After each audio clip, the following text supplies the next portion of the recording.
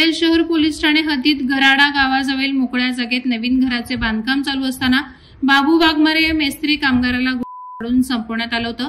याबाबतची तक्रार पनवेल शहर पोलीस ठाण्यात दाखल करण्यात आली होती। गुन्हा घडल्यानंतर पोलीस उपआयुक्त परिमंडळ 2 पनवेल यांच्या मार्गदर्शनाखाली आणि सहाय्यक पोलीस आयुक्तांच्या पर्यवेक्षणाखाली 5 वेगवेगळी पथकं तयार करून गुन्ह्यातील आरोपीचा शोध सुरू होता।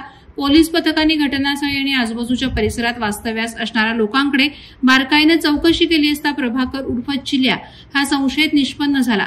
प्रभाकर उर्फ चिल्या हा खालापूर येथील आदिवासी वाडीत लपून बसल्याची माहिती मिळाल्यानंतर तपास पथकं खालापूरला रवाना झाली। यावेळी प्रभाकर जनार्दन वाघे उर्फ चिल्या वय 27 वर्ष राहणार कोली कोपर पनवेल याला ताब्यात घेऊन अटक करण्यात आली।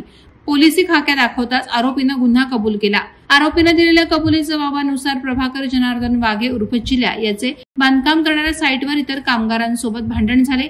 या भांडणात बाबू वाघमारे यानं हस्तक्षेप करत भांडण सोडवण्याचा प्रयत्न केला। याचाच राग मनात धरून आरोपीनं बंदुकीची गोळी झाडून बाबू वाघमारे याला संपवलं।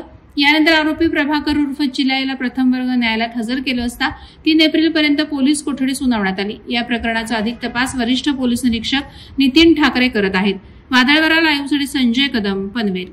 नवी मुंबई व रायगड जिल्ह्यातील ताज्या बातम्या आणि घडामोडींसाठी सबस्क्राइब करा वादळवारा लाईव्ह चॅनल आणि दाबा बेल आयकॉन।